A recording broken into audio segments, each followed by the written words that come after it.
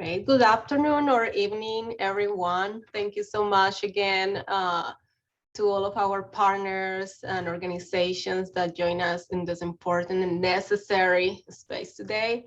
My name is Andrea Echeverri. My pronouns are she, her, ella, and I work for the Student Health Center as a bilingual health program specialist. Before we begin, I want to remind you that this meeting will be recorded for educational and informational purposes and to share this valuable content with our Quest students and their families. This was a request made by some of our ESL students and faculty. If you prefer to stay incognito, feel free to turn off the camera or change your name. Si necesita información en español, por favor envíeme un mensaje directo al chat. And during the edition, we will add subtitles in Spanish. To celebrate Hispanic Heritage Month, Cuesta College will be offering different events like this, where we can connect our Hispanic community with local services, professionals, and organizations that, like us, are seeking to promote more inclusive strategies. Today, we will have 4 of our local organizations, and with them, we will have the opportunity to learn more about the services they offer, how our community can benefit, and how can we join efforts to better serve our Hispanic students and their families. Besides the stigma around mental health, our Hispanic community faces unique institutional and systemic barriers that can impede access to mental health services due to lack of information, fear of communicating in a different language, and low interest in seeking help.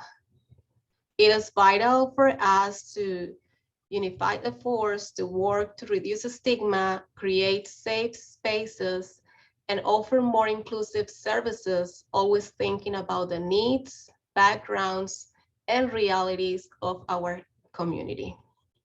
Thank you so much for joining us today. I will give you around 10-15 minutes to introduce your organization, of course, to introduce yourself, provide some important information, contact, and how our community can benefit and take advantage of all the services you offer.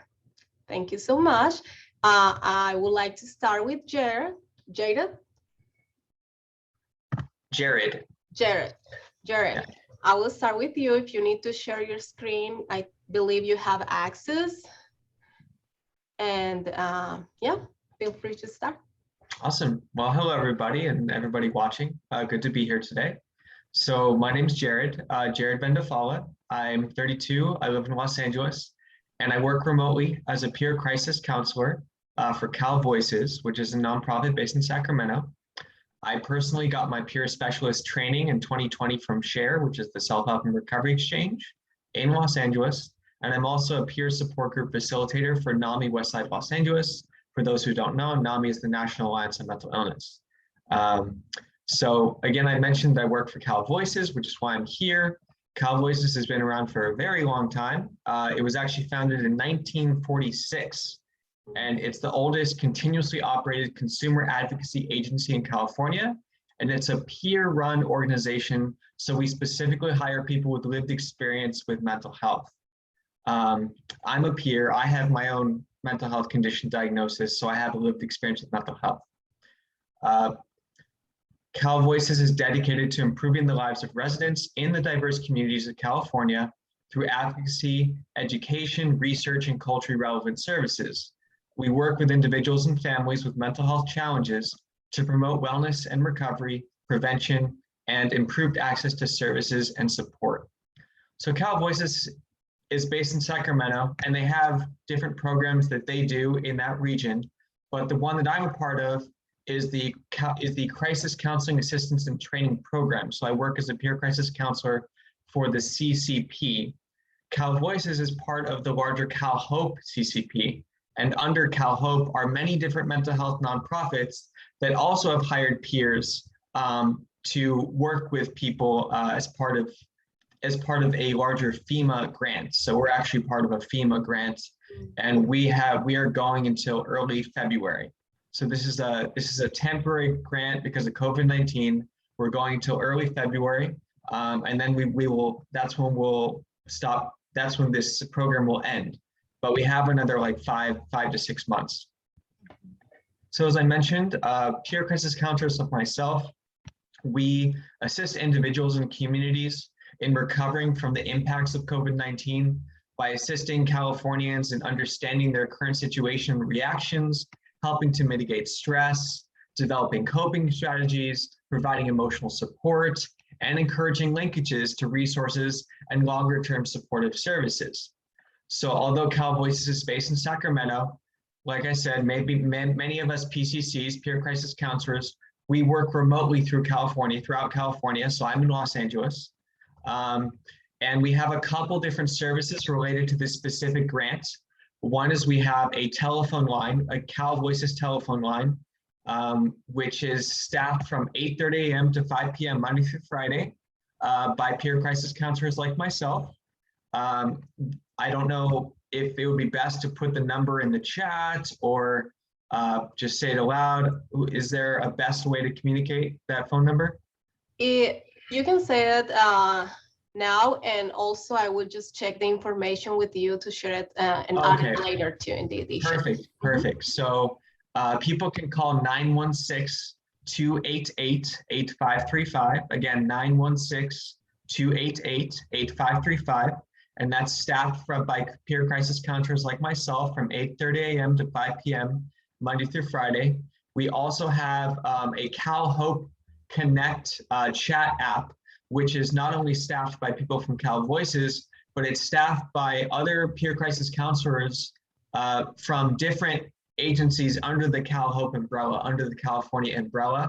And so by going to that website, which I can put in it's www.calhopeconnect.org, but I can make sure you get that correct information later on. And again, that's staffed, I believe, from 8:30 to 5, but there are other agencies with people trained to be on that. So it's possible that you could go on in the evening and you might be able to get help. It just won't be from anybody from Cal Voices because our shifts are typically ending at 5. We also have support groups, which we are going to be restarting, not next week, but the week after. So starting, I believe, September 27th. So we have several support groups. I'll list them all. We have a support group, African Americans supporting one another. We have a support group called Art Haven, which is just doing art. We have an LGBTQ One Love support group. We have a support group called Living with Disabilities during COVID-19. We have a support group called Parenting in the Pandemic. And then 2 groups that I personally facilitate. One is called Staying Well During COVID support group. And another one is for college students, which is Preventing College Burnout. We are still finalizing the dates. We're still finalizing the days of the week and the times for these support groups. But we are, right now, we're thinking that the Preventing College Burnout group will be Wednesdays, I believe, from 2 p.m. to 3 p.m. Pacific time, but we still haven't confirmed that. But those support groups are going to be starting not next week, but the week after. In terms of the Hispanic community, our services are for really all cultures, and we have people who speak different languages. So we're not directly focused on any one community, but we do have people who are bilingual, and we have peer crisis counselors who are bilingual, who speak Spanish. So if somebody were to call our phone line and leave a message in Spanish, one of our peer crisis counselors who speaks Spanish will call them back. So we can provide help in Spanish because we do have some peer crisis counselors who do speak Spanish. Also, if people go to the calhopeconnect.org chat app, they can actually select Hispanic or Latino, I believe, and then somebody who speaks Spanish, an agent who speaks Spanish, can talk to them as well. We have one of our flyers in Spanish as well. So again, our services are open to Californians in general, but we do have people who speak Spanish and can provide service help in Spanish. So I think that's pretty much it. The main services are the telephone line, which is 916-288-8535 from 8:30 a.m. to 5 p.m. Also the CalHope Connect chat app, www.calhopeconnect.org. And then we have multiple support groups, and I would be happy to send later follow up and send an email which has the flyer or flyers for the different support groups once we've figured out the details of those. Yeah, and again, we have counselors who do speak Spanish. So if somebody calls in Spanish and leaves a message, we'll make sure that somebody who speaks Spanish will get back to them. So I think that that's pretty much it. Pretty good. Not sure if anyone has any question.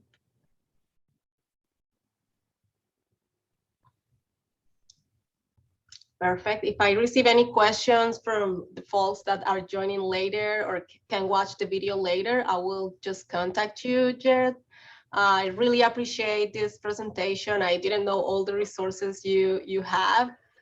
This is amazing to have this the services available for our community, especially now during this challenging time. I really appreciate that you guys are thinking to be more inclusive. Providing different languages is necessary. We need to reduce the stigma, reduce the barriers, the different barriers that our Hispanic, in this case, is facing every day. So we really appreciate that. And also the invitation is to continue working together, continue connecting, and continue looking for more opportunities to connect with our Hispanic community as well. Absolutely. I really appreciate that. Absolutely. Sure. Thank you. Okay, Jared. So we are going next with Lumina. Hello. Okay, I'm going to share my screen, so give me 1 second. Sorry, I have a bunch of tabs open.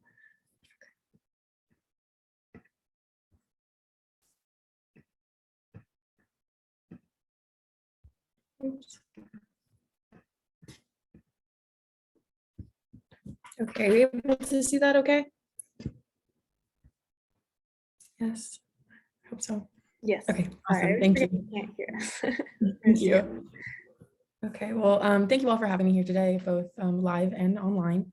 My name is Jordan Miller. My pronouns are she, her, and I am the volunteer training coordinator with Lumina Alliance. We are a nonprofit in San Luis Obispo that provides resources for survivors of sexual assault and intimate partner violence, also known as domestic violence. We are a recent merger.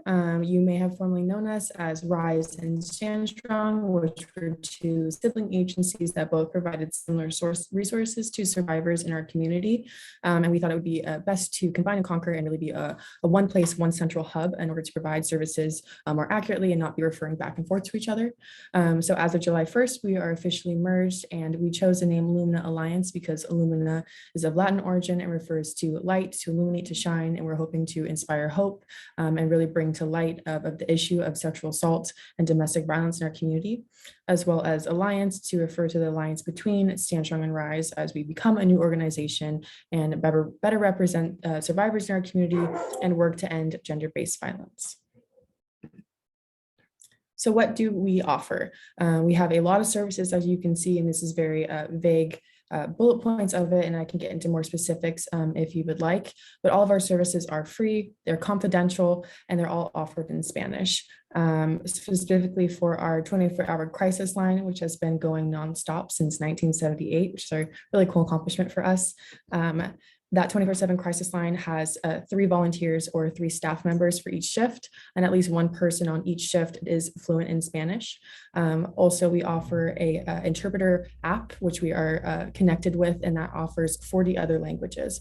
So if they're speaking anything other than Spanish, we do have a few other people that speak Chinese, Japanese, as well as I forgot the last one. Anyways, we offer a lot of other languages, and then as well using that interpreter service. So we'll make sure we can get everybody the services that they need in the community.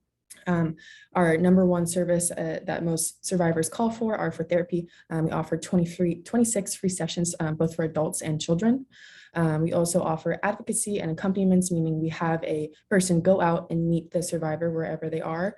If they want to report to law enforcement, they would like a medical exam, even if they're in crisis, we try to act as best as we can and get them the services they need. We also offer live in-service options such as food pantry. That is weekly on Wednesdays and also offered in Spanish. We have both an English and Spanish speaker there at all times to be able to provide fresh food, eggs, lettuce, you name it. We try to get as much as possible, as well as diapers, anything that person may need. And we do offer special requests to make sure that if they need something specific, we do our best to get it.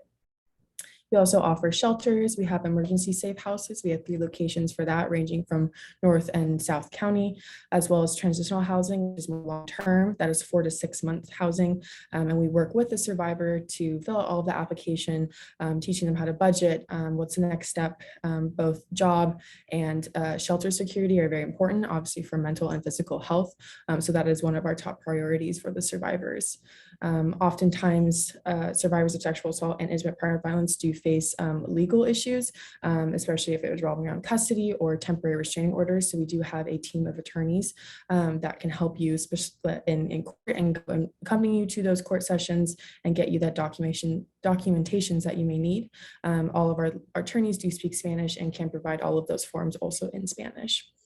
And then we also offer a volunteer and internship program for anyone interested in joining Illumina Alliance and helping out survivors themselves, as well as a really awesome prevention team that really goes out into our community. They go to schools, they go to jobs, we do wellness fairs, we do often like career fairs like this, and specific things we're called on and just educate the community about the issue and in order to prevent long-term. So teaching children very early about consent, what that means, and just trying to provide a better future for everybody. So as I talked about advocacy and accompaniments, I just want to go a little bit more in detail.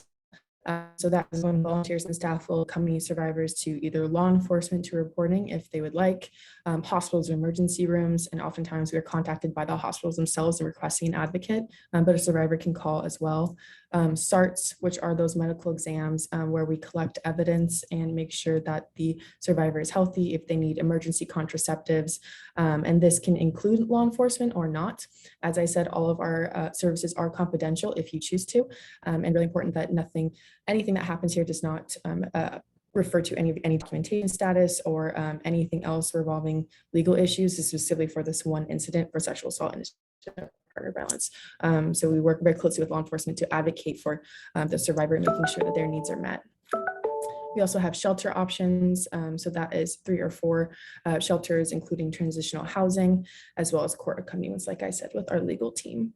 So each survivor that does call the line is assigned specifically to an advocate to help them throughout their journey. So they provide case management, service information, and referrals. If we cannot provide that service, we will reach out and make sure that they get that done. So our outreach is really important, especially being in a predominantly white and upper middle class community. It's important that all voices are heard and we are seeing the community and representing all people. Sexual assault and intimate partner violence does not just affect white women. Oftentimes we see and kind of in media especially that's who they're focused on, but that's completely not true. Men, women, children, non-binary, people of all cultures, religion, you name it, it affects everybody. So it's important that all of our staff and volunteers understand that and how intersecting identities can play into that. And oftentimes oppressed populations have higher effects of sexual assault and intimate partner violence. So we need to make sure that people that are on our hotline understand that and are not using or not, doing any more biases or really perpetrating more harm into the survivor. So as I said before, all undocumented survivors and their loved ones can utilize all of our services without jeopardizing their status. That is not important to us, and we just want to make sure that they get the services they need for their incident. And then all of our services are offered to survivors as well as their loved ones that are affected, including their children, dependents, and even animals. Our shelters are all inclusive, and so if you have a whole party with you, we will accommodate that. And also we can provide information and packets to loved ones of survivors that want to be better at providing support and help for them. We can also provide information about that. So our main goal is really to support survivors in their journey, no matter what it is. Oftentimes it takes a lot for people to leave their situation. So we want to make sure that no matter where they are, they just know that we have their support. So we safety plan with survivors, meaning is there a weapon in the house? What can we do to protect you, even if you do decide to stay? And also facilitating that transition into a healthier living environment, and then continuing those services down line to make sure even years after their incident, they are feeling supported and we can still offer help no matter what. So really it's important to empower the survivors to take back control of their lives and find their voice again. And that is necessary for the healing process to be able to maintain a job, to support themselves, their family, and really just improve their overall life. So this is how to reach us. Right here is the crisis line info, that 805-545-888. If you do happen to find the RISE, Stand Strong, or even the Old Women's Shelter number, it all facilitates to that one crisis line, and we will be able to answer your call. But this is our new updated crisis line. And we also have 3 physical locations that you're welcome to visit anytime. We do walk-ins as well as scheduled appointments. And then you can also follow us online or on social media. And if you have any questions, please let me know. And thank you for your time.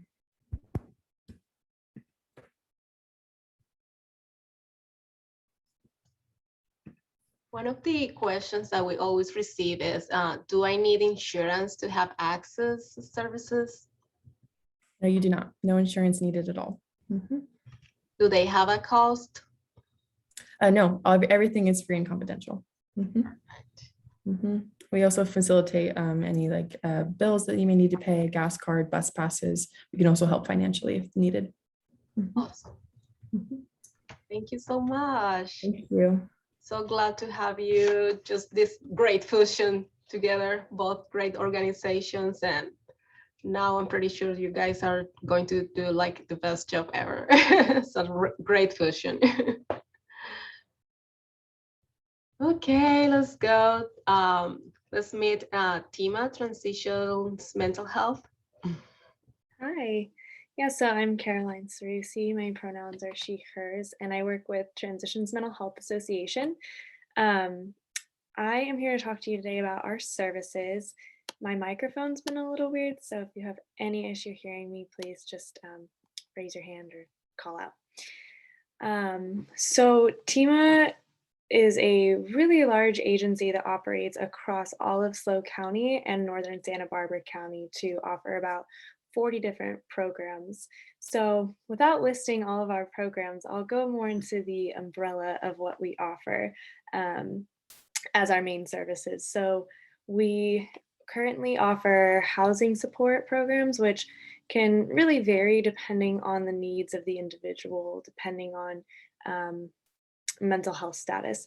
So some people are more vulnerable to mental health issues or homelessness, and so they might need intensive treatment in their housing, whether that be, people who live there who are accessible to treat crises, etc., or housing communities where there's more independence and, there's residential managers on site, but not necessarily therapeutic services and whatnot. So that's some of our housing programs.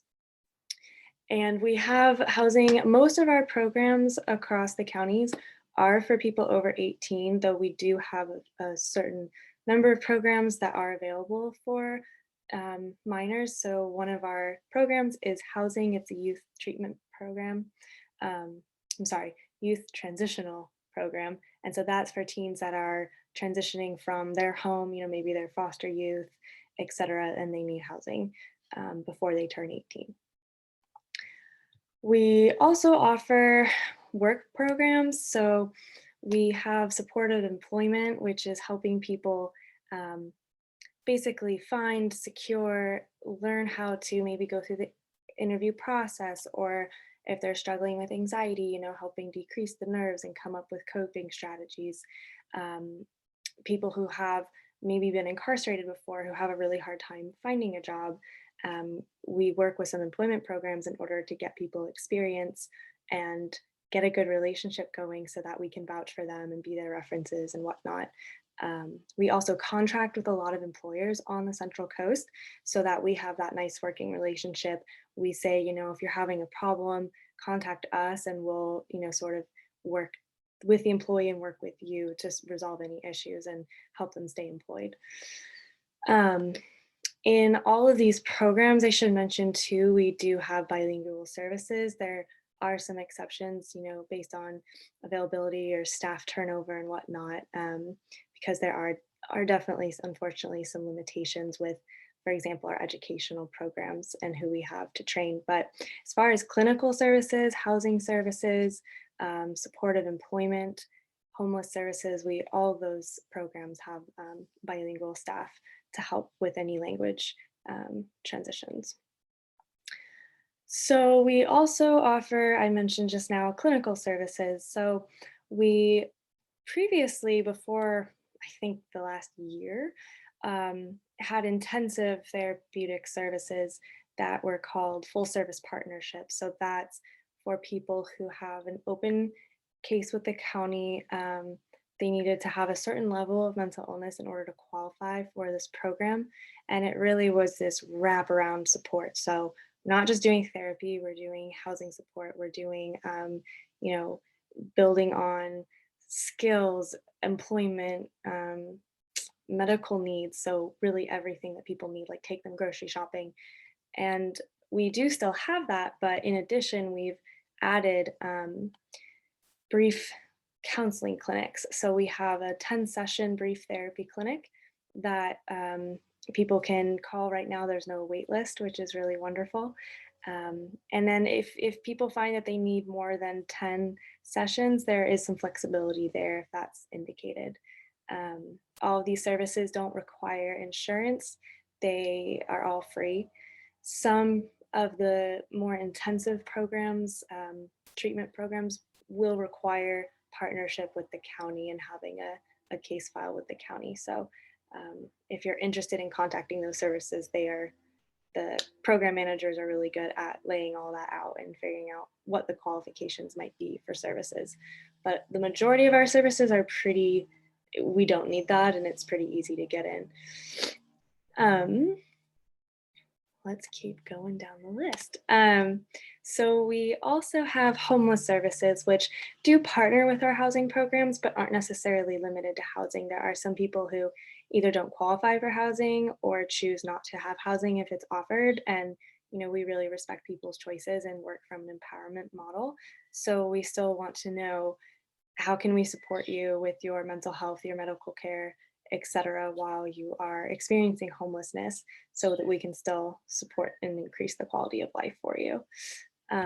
So we do a lot of outreach, and then we also do treatment programs and housing.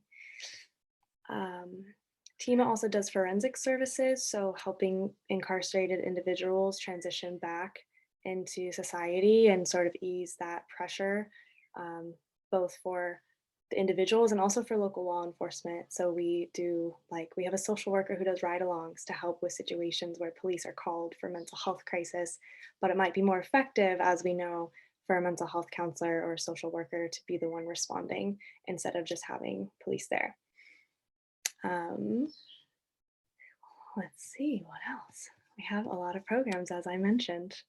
So we also have family support services, and this is a great service. I'm just such a big champion of all of ours, but especially this one, because I think sometimes so much attention is paid to the individual that we miss the families and the friends and the loved ones of people who are struggling with mental illness. So our family services are meant to provide the support to those loved ones, caregivers, parents, whoever it might be. So there's educational classes, parenting classes, there's family support groups, and there's family services specialists. So those specialists are in charge of helping the caregivers, the loved ones of somebody, how best to support that person that they know that is struggling. You know, my son is having a hard time finding therapists. They'll come in and help with that process. Similarly, we have behavioral health navigators who, instead of working with the families, they operate very similarly, but for the individual who is having mental health symptoms or illness. So they do something very similar where they go in and provide that wraparound support. You know, do you need help contacting therapists or know even where to go that takes your insurance, or if you don't have insurance, where to go? You know, connecting with community support. So if they're finding, hey, I think going to support group would really be beneficial, or joining one of Tima's wellness centers, which is a really social, engaging environment, then they can get that set up. And the behavioral health navigators are all people who are peer specialists, which means that they've had their own experience with mental illness and navigating the system. So they have a little bit of extra expertise there, having lived through it. All right. And then we also have our Central Coast Hotline.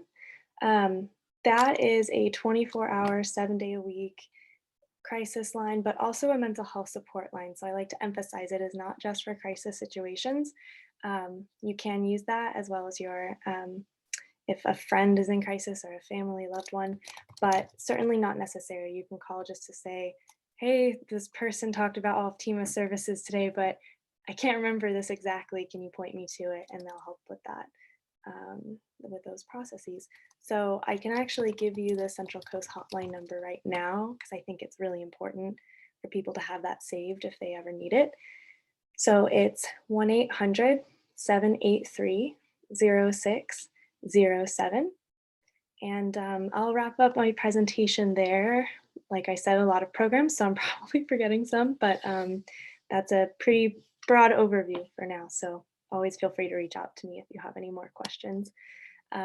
We're currently really working to be more inclusive, having more bilingual employees. So therefore we don't have to limit these services for everybody to access in the community, and making a targeted outreach attempt and editing our educational programs as well, so that it actually makes sense with the populations that we're working with. Because mental health education and maybe recruitment for services, if it's based on you know, white cisgender heterosexual people, others in the community, whether it be Hispanic people, whether it be trans identifying folks or members of the LGBTQ plus community, they'll have different barriers and different issues to work through and that they struggle with. And so it might just not work to use that sort of white identity model with them. So we're really working to improve and continuously and really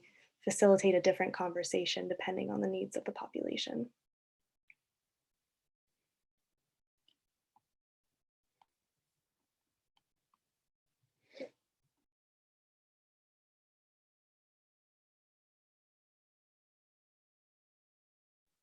I think you're muted, Andre.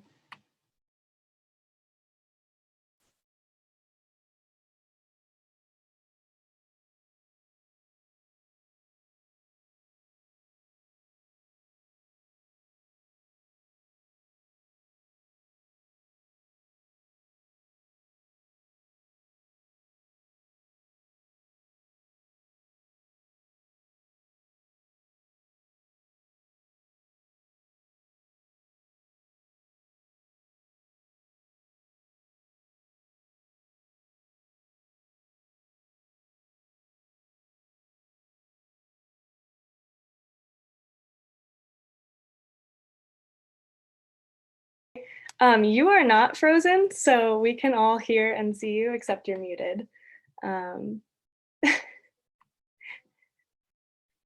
It's okay. Do you want me to just have another agency to start presenting? Okay.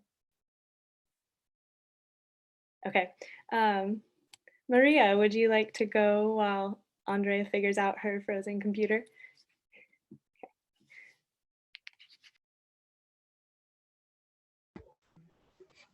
Buenas tardes.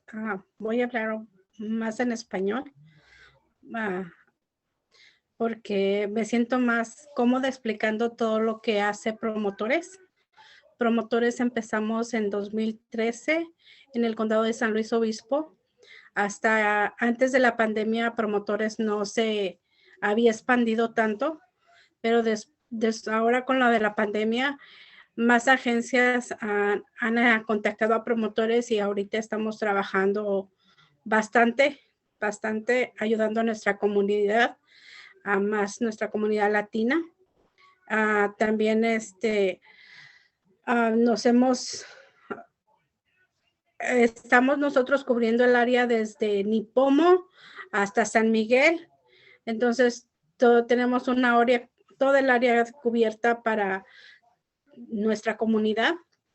Y tenemos dos personas que hablan mixteco, que estamos muy contentas de tenerlas con promotores. Nosotros ahorita estamos trabajando con Medical, ayudando a personas a llenar la aplicación de Medical.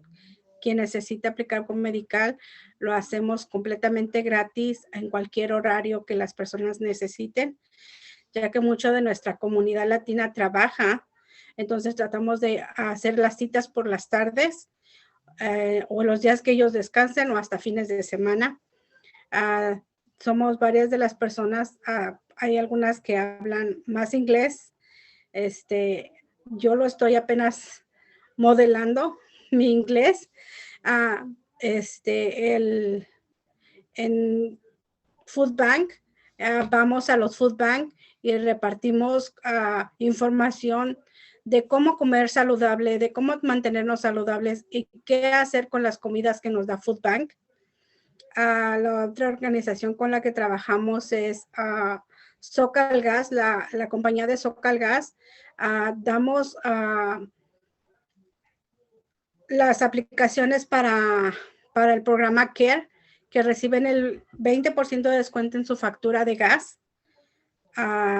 Y también para las mejoras del hogar. Ese es otro programa que es completamente gratis para que vengan a casa y puedan cambiarnos lámparas, focos y también si tienes lavadoras o secadoras y te están gastando mucha luz, ellos te las cambian. No son completamente nuevas, pero sí tratan de ayudarte para que baje el pago de la luz. Ahorita donde estamos como más fuertes es en el programa de Public Health, porque estamos llegando a donde más lugares más que podamos para a hacer las clínicas de vacunación, llevar la información sobre la vacuna. Estamos teniendo información nosotros recientes de lo que está pasando, cuándo se van a hacer las clínicas, en dónde, y a veces estamos yendo a las casas puerta por puerta a tocar y sepan dónde va a haber las vacunaciones. Como este viernes vamos a tener una aquí en Océano, en el centro de la comunidad o en el salón de Océano, en el Community Center en Océano, de 3 de la tarde a 7 de la noche. Va a estar la clínica de vacunación. Y estamos cada día, Promotores se está expandiendo. También estamos trabajando junto con Estela en el campo de ella en la que es Monarca, ¿verdad? Algo así, Monarca, con ella para las personas que son indocumentados. Entonces estamos muy contentos de estar con nuestra comunidad y ayudarles, que es lo más importante. Yo creo que todas las organizaciones es a lo que nos dedicamos, ¿verdad? A nuestra comunidad y a estar ahí para ellos. Gracias.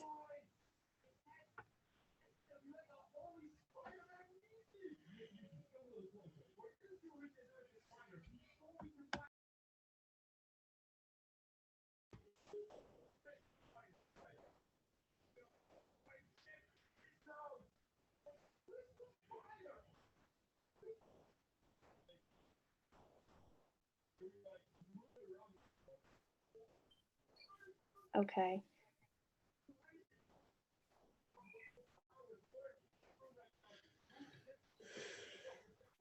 Okay.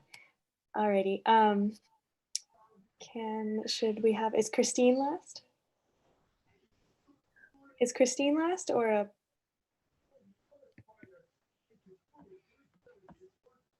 Oh, okay.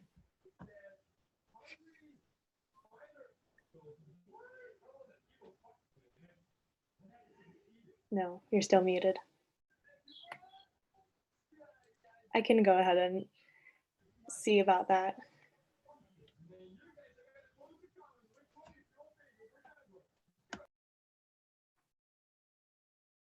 Sure, that makes sense. Okay, I'll check in about questions and then we can wrap up. Alrighty. Good luck with your computer. I hope it unfreezes, that would be great. Okay, so as you can probably tell, the computer is still frozen. And so we're just going to go ahead and transition into any questions that people might have, participants or agencies of each other. So with that, I will just sort of leave the floor open.